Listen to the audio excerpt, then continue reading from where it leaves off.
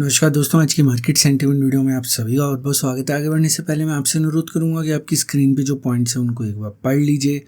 मेरा कोई भी व्हाट्सएप ग्रुप या टेलीग्राम चैनल नहीं है और फेक कमेंट से आप कृपया करके सावधान रहिए। तो दोस्तों, जैसा कि हमने पिछले मार्केट सेंटिमेंट वीडियो में चर्चा की थी कि यहाँ पे एफआईआईज़ का ओपिनियन मार्केट के प्रति बियरिश था, लेकिन हमारा जो अंडरग्राउंड मनी फ्लो था वो न्यूट्रल था। जब इस तरह का सेटअप बनता है, वहाँ से मार्केट एक बार ऊपर की तरफ जाती है और वहाँ से फिर वापस नीचे की तरफ आती है। पास्ट में हम इस पैटर्न को देख चुके हैं। तो आज बेसिकली मार्केट ने पहले हाफ को तो फॉलो किया कि मार्केट ऊपर की तरफ गई, लेकिन जो इसका सेकंड पार्ट है कि वहाँ से मार्केट नीचे नहीं आई। तो हम कह सकते हैं कि मार्केट ने इस पैटर्न को पार्शली फॉलो किया, लेकिन मार्केट नीचे नहीं आई। ऐसा नहीं है कि मार्केट ने नीचे आने की कोशिश नहीं करी। कई बार यहाँ पे एक सीरियस अटेम्प्ट किया गया मार्केट में नीचे जाने का, लेकिन वो अटेम्प्ट्स फेल हो गया। मैं आपको ऐसा क्यों कह रहा हूँ उसके पीछे कारण बता देता हूँ। अगर आप यहाँ पे ऑप्शन चेन का मनी फ्लो एनालिसिस करते हैं तो आपको मालूम होगा कि मार्केट ऊपर की तरफ जा रही थी, लेकिन यहाँ पे दो चीज़ें हो रही थी। एटीएम या जो इन द मनी कॉन्ट्रैक्ट्स हैं, वहाँ पे आपका कॉल का जो प्रीमियम है वो इंक्रीज नहीं हो रहा था।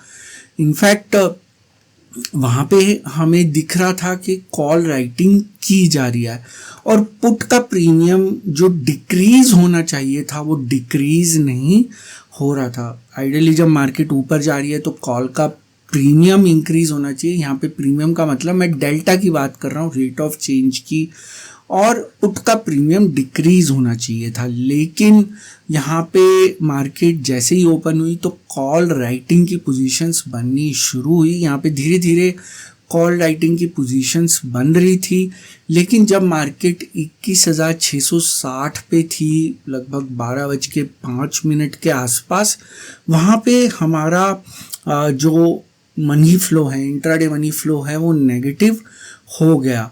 तो उसके बाद मार्केट एक बार ऊपर की तरफ गई। यहाँ पे कॉल राइटर्स ने थोड़ी बहुत पोजीशंस क्लोज करने की कोशिश की, लेकिन यहाँ पे एक सीरियस कॉल राइटिंग फिर से देखने को मिली लगभग 1 बजे के आसपास। जो अपडेट मैंने यहाँ पे शेयर किया था लगभग 1:06 पे, वहाँ से मार्केट नीचे की तरफ आई भी, न्यूट्रल पॉइंट के नज़दीक तक गई भी, लेकिन यहाँ पे कैश बाइंग फिर से वापस मार्केट को कॉल राइटर्स के विपरीत ले गई और उसके बाद मार्केट में एक्चुअली खिचड़ी सी पक गई और वहाँ पे कॉल राइटर्स ने कब अपनी पोजीशंस को क्लोज किया वो पूरी तरीके से पता नहीं लगाया जा सकता था। तो यहाँ पे कॉल राइटिंग शुरू से चल रही थी लगभग 9:35-40 के बाद, लेकिन मनी फ्लो स्टिल पॉजिटिव था। 21,660 पे बेसिकली यहाँ पे अगर आप अपना एनालिसिस खुद करते हैं तो आप पाएंगे कि जब मार्केट जो है 21,660 के आसपास थी, 12 बजे के आसपास, वहाँ पे जो है हमारा मनी फ्लो नेगेटिव हो गया था। लेकिन मार्केट फिर भी ऊपर की तरफ यहाँ पे जाती रही और धीरे धीरे, जिसको कहते हैं, खिसकती रही ऊपर की तरफ। लेकिन कॉल का जो प्रीमियम इंक्रीज होना चाहिए था वो इंक्रीज नहीं हुआ। पुट का जो प्रीमियम डिक्रीज होना चाहिए था प्रोपोर्शनेटली वो नहीं हुआ, जहाँ पे कॉल राइटिंग की वजह से ऐसा हो रहा था।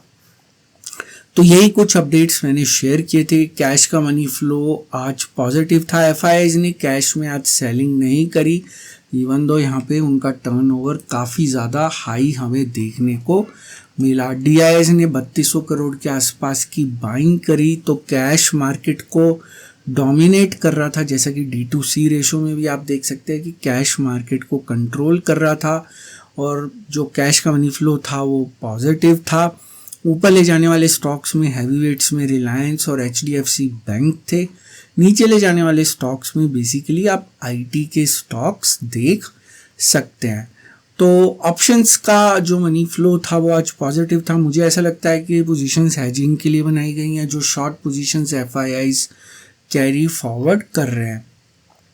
और फ्यूचर्स का मनी फ्लो जो था वो नेगेटिव था, सरप्राइजिंगली यहाँ पे लॉन्ग अनवाइंडिंग देखने को मिली। तो ये long unwinding predominantly prop desk के द्वारा की गई और थोड़ी बहुत जो है क्लाइंट्स के साइड के ऊपर भी की गई। इसके अलावा DIIs ने यहाँ पे कुछ शॉर्ट पोजीशंस बनाई, शायद हैजिंग के लिए पोजीशंस बनाई गई है। FIIs के अंदर कोई बड़ी एक्टिविटी देखने को नहीं मिली। LS रेशो जो है वापस 0.3 से ऊपर की तरफ चला गया, जो कि डेंजर जोन से या एक्सट्रीम जोन से वापस नॉर्मल जोन में आ गया, जिसकी चर्चा हमने पिछले वीडियो में भी करी थी। तो यहाँ पे मैंने अभी ये शीट अपडेट नहीं करी कौन सी पोजीशंस लॉस में, इसको मैं अपडेट कर दूंगा, लेकिन बड़े प्लेयर्स की पोजीशंस में कोई बदलाव नहीं है। ओपन इंटरेस्ट इंक्रीज हुआ, प्राइस इंक्रीज हुआ, जो कि लॉन्ग बिल्डअप की तरफ इशारा करता है, लेकिन मनी फ्लो लॉन्ग अनवाइंडिंग की तरफ इशारा कर रहा था। तो हम मनी फ्लो के साथ जाते हैं। कैश का मनी फ्लो पॉजिटिव था, ऑप्शंस का मनी फ्लो पॉजिटिव है हैजिंग की वजह से। फ्यूचर्स के अंदर यहाँ पे न्यूट्रल विद वीकनेस बायस, तो बेसिकली सरफेस मनी फ्लो अभी हमारा एक न्यूट्रल संकेत दे रहा है। FIIs की बात करें, कैश में आज कोई एक्टिविटी नहीं, ऑप्शंस में हैजिंग की पोजीशंस बनाई गई। फ्यूचर्स में काफ़ी भारी मात्रा में शॉर्ट पोजीशंस कैरी फॉरवर्ड की जा रही हैं। तो कह सकते हैं कि FIIs को ओपिनियन अभी भी यहाँ पे वीकनेस का है मार्केट में। अंडरग्राउंड मनी फ्लो मैंने इस वीडियो में एक स्क्रीनशॉट की सहायता से शेयर कर दिया है। उम्मीद है मार्केट कल इसको फॉलो करेगी। इस वीडियो का एक डिस्क्लेमर भी है जो कि आपको अपनी स्क्रीन पे दिख रहा होगा। वीडियो मैंने सिर्फ एक एजुकेशन, लर्निंग और इन्फॉर्मेशन के पॉइंट ऑफ व्यू से बनाया था। यहाँ पे मेरी आपको कोई भी सजेशन, सलाह या राय नहीं है कि आप किसी भी स्टॉक या इंडेक्स में बाय सेल या होल्ड की पोजीशन बनाएं। किसी निवेश या ट्रेड से पहले अपने फाइनेंशियल प्लानर, इन्वेस्टमेंट एडवाइज़र की सलाह ज़रूर ले लें। केवल उन्हीं की सलाह के ऊपर किसी तरह के निवेश या ट्रेड का निर्णय लें। जो भी जानकारी मैंने आज की इस वीडियो में दी है सभी डेटा पॉइंट्स पे आधारित है। सभी डेटा पॉइंट्स पब्लिक डोमेन में अवेलेबल हैं, जिनको आप खुद जाके क्रॉस चेक, क्रॉस वेरीफाई कर सकते हैं।